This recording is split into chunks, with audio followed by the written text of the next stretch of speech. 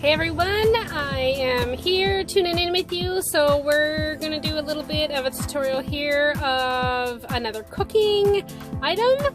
So what I made today is a power bowl, and there's a lot of components to this item. So I do like to prep enough to make, I would say, I guess 3 or 4 of them, just because you gotta cook rice, there's rice in it, so you don't want to be cooking rice repeatedly in your van, humidity, etc. And then the second item that you gotta cook is fried mushrooms, so I cook up a lot of those as well. I do use them in all kinds of recipes, so I usually do cook up more mushrooms than I'll use in my power bowls, just because I like them as toppings or even just a snack anytime. And then another item that I got cooked up is some fried tofu. Now normally I can find what's called tofu puffs. They've kind of been hard to find lately. I don't know if they're just in short supply because of COVID. So I've been kind of forced to fry up my own tofu for my tofu bowl. Now, as an alternative, you could use chicken, like grilled chicken. You could use steak, you could use whatever kind of protein you want. I prefer to make mine really kind of vegetarian, vegan if possible, so mine's usually tofu. But you could use whatever protein you prefer. You could use fish on it. Tuna's really nice on it. If you get a nice little piece of tuna, sear the outsides, slice that up, that's really great on it. But here we go. I'm gonna kind of put this all together for you. I'll do a little bit of kind of clips and photos of some of the components that are going into it, how I've prepared them, and then I'll show you the final dish as I assemble it, and then what it looks like at the end. So this is actually kind of an idea that I got when I was working at Moxie's as a chef. They made these power bowls and I thought that they were just fantastic and delicious. So I kind of do my own little spin on them and some shortcuts and things like that. And I've seen all kinds of power bowls at different restaurants, different chefs, how they make them, but I'm going to show you how I do it. So this here is the rice that I have cooked up. Now I personally like to use a sushi rice because it's nice and sticky, so when you combine it with your salad components, it's going to kind of stick to the other components, so you don't have just like loose rice on the bottom. So that's why I use sticky rice. People like to use like a basmati or maybe just like an Uncle Ben's. That works too. Like, I mean, use whatever rice you prefer to eat. I just really like, for this application anyway, I really like a sticky rice. So I buy sushi rice and I just cook it according to the directions on the package.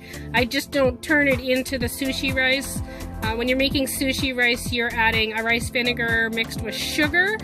And that's what like gives you that really like shiny, sweet rice that you get in rolls of sushi. That's kind of how you achieve that.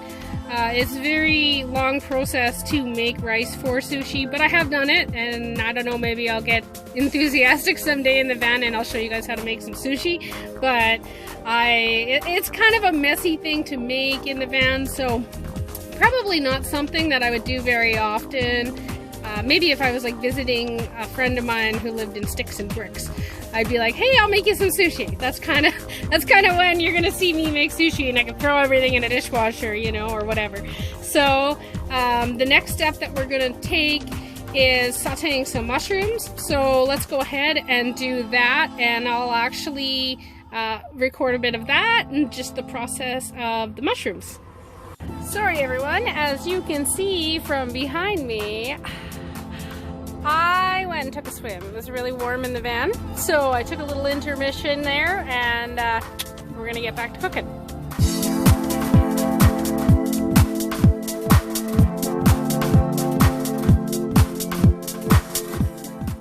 Okay, so I've got some of the mushrooms here prepared.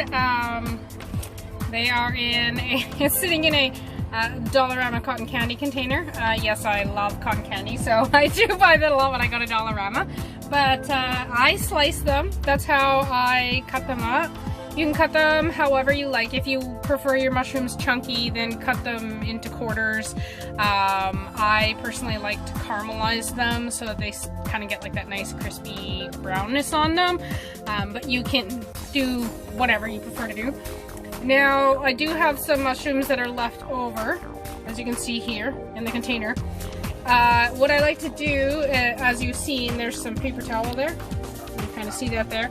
And then I also take a piece of paper towel and just kind of set it on top. And I find that if I do that and then kind of just lightly wrap the saran wrap back around it, they don't mold as quickly. The paper towel helps to absorb some of that moisture. Now you may need to replace that top paper towel depending how long they're sitting in your cooler or your fridge. If it's just a day or two, it'll be fine. But if you're trying to keep them longer than that, you're going to want to replace that top one. Just to, because it's going to get moist, it's going to get kind of gross. So you'll want to replace that top one. We're going to go ahead and cook them. One other item that I am using, which is one of my favorite spice blends, is this one. So it's a garlic and herb. Now I used to get one that was called Garlic Plus, but I haven't been able to find it. This one's about just as good, and it is a salt-free. Like, so if you see the ones with the blue lid, they're salt-free. I like to use the salt-free spice blends just because I salt my rice, I salt my pasta. I like to have control of how salty my food is. So that is what I'm going to be using for the mushrooms, that spice. A couple of my other favorite spice blends is the Greek. I love the Greek. And now this is amazing on mushrooms or green beans or broccoli, like any vegetable that you're like doing a quick saute with. I love this one. And then another one that I really love is this lemon and herb. That one's also really kind of a nice, refreshing, you know, it's kind of like lemon pepper, like you'd get if you got lemon pepper chicken wings. It's a lot like that. So I do like that one as well. Those are probably the three main spice blends that I keep in my van. I don't really keep anything like taco spice or chili powder or anything like that. If I do decide that I want to make chili, I'll just buy some chili powder then, but I usually don't really keep that in the van. I do, one of my other favorite staples that I keep in the van is these guys. So the McCormick's Bouillon, you can get them in, this one's vegetable, but you can actually get the beef one, and the beef one is vegan. So that's a good thing to know. It is vegan. It doesn't actually have beef in it. It is all plant-based. So all of the McCormick brand is a great bouillon option for those of you who are vegan. Their mushroom one is hard to find, but if you find their mushroom bouillon one, it's like fantastic. It's so good. What's some other great things that I love to have in the van? Well, I always have canned beans. That's for sure one of my staples. I always have rice. I always have pasta. I usually have like the smaller cans of tomato sauce, like pasta sauce, that kind of thing. I pretty much always have canned either diced or whole tomatoes. Now I couldn't find the diced last time, so I bought whole. You'll almost never see me have crushed tomatoes, like ever. I find when they're crushed in the manufacturing process, they seem to lose like their nice fresh tomato flavor. So I like to stick to something that's like in a dice. I actually prefer whole, and then if I want them diced, I'll actually just take them and I'll like squash them in my hand. Like, obviously, you know, especially right now with the pandemic, wash your hands first, obviously, before you start cooking. And wash your hands if you're cooking with any meat. Like, especially if you're cooking with meat, make sure you're like, I don't like cooking with meat in the van. It's just too much of a risk of salmonella. So I honestly, I try to keep raw meat out of my van if I can at all times. Sometimes I do have guests that I'm cooking for, in which case I'll buy it, and then I only buy it if I'm going to be cooking it on my outdoor barbecue, just because I keep that I don't like cooking it in here. It's just too much of a risk of getting food poisoning, and I don't know if you've ever been sick with food poisoning or a flu or anything like that in your van, but it's probably one of the worst experiences in van life is getting sick in the van. So those are a few of my favorite spices. We're gonna go ahead and fry these mushrooms up. I like to cook mine personally till they're almost crispy. Like I like them really well cooked. You cook your mushrooms however you like them. And then we will go on to making the tofu for the other component of this. I will kind of show you, I just do a quick marinade. I think it's in my cooler. Give me a second here. I'll show you what I bought for those.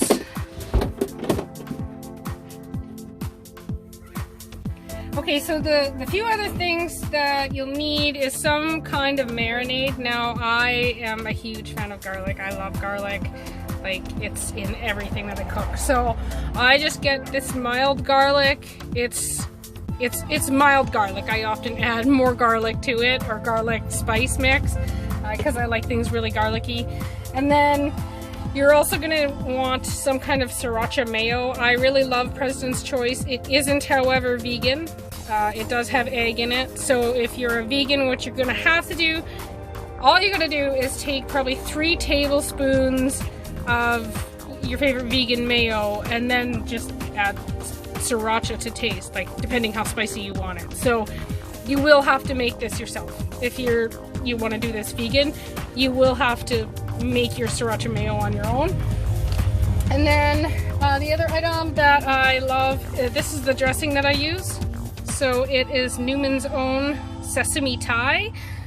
That is one of my favorite dressings. There was another one that I really liked. I can't remember the brand name. I used to sell it in my little micro grocery that I had. I have not been able to find it since I closed my store. So this is my alternative. I'll eat this on my salad like anytime, but the whole theme of this power bowl is very kind of Asian theme. So with the tofu and the edamame and the mushrooms, and yeah, it's a very Asian style salad. So let's go ahead. I'm gonna make up those mushrooms and I'm gonna make up that tofu. The tofu will marinate in this marinade, whatever your choice is. Try to choose something that's Asian themed, but I'm gonna marinate the tofu probably for about an hour, and then I just fry it. I just put some oil in the pan and fry it. Simple as that. So let's go ahead and do that, and then we'll get working on turning it into an actual dish.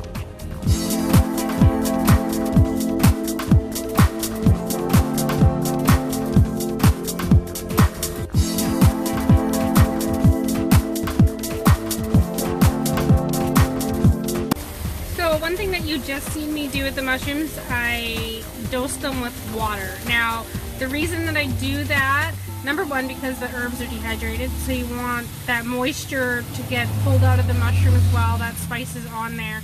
Number two, it's gonna cut your frying time for your mushrooms in half if you just start steaming them first and then start frying them, because there's a lot of water in a mushroom and it'll start pulling it out a lot quicker when you hit them with that steam. It's going to pull all that moisture out, and then you can continue your frying process. As you can see, that is what's happening right there.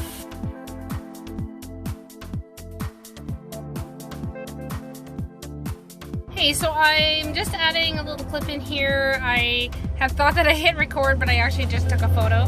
I just want to give a quick tip about tofu. So there's kind of 2 different types of tofu. There's your typical pressed tofu that you find in the cooler at the grocery store. And then there's another type of tofu. It's called silken tofu. It can be difficult to find, but it is a shelf-stable tofu. So it's going to be in a dry pack. And you're going to find it probably in like the natural selections area, something like that. Silken tofu is very creamy, very smooth, very rich. And so it is an excellent thing to use for something like a tofu scramble. It's great. It's exactly what you want to use if you're going to make like a tofu-based sour cream. The tofu that you get in the cooler section is perfectly fine for your typical frying and things like that. The silken tofu might be a little bit too soft. It is very delicate, so what I am using in this recipe here is just your regular in the cooler section medium firm tofu. They were all out of the firm tofu, which would have been a better thing to use for this. It did kind of fall apart a little bit on me, but you know, it is what it is, right? You know, like if they don't have, you just find whatever you can that works. If you do not want to use tofu, if you don't like tofu, you know, use whatever alternative you want. Like if you're doing a vegan, you could fry up some of those Gardein bites, all kinds of things. You could put lentils on it. If you aren't vegan and you're just making this, however, you can put like seared tuna is really good on it. Chicken's really good on it. You could put beef on it. It's better with like a chicken or a fish or something like that. That's kind of a better option for this, because it is a very hearty bowl of food. So you don't want to go with something too dense because it's already got a lot of protein in it. So those are my recommendations. I would recommend just the regular firm tofu or chicken or tuna or some other kind of fish. Any kind of fish would work as well, or whatever vegan meat alternative that you like.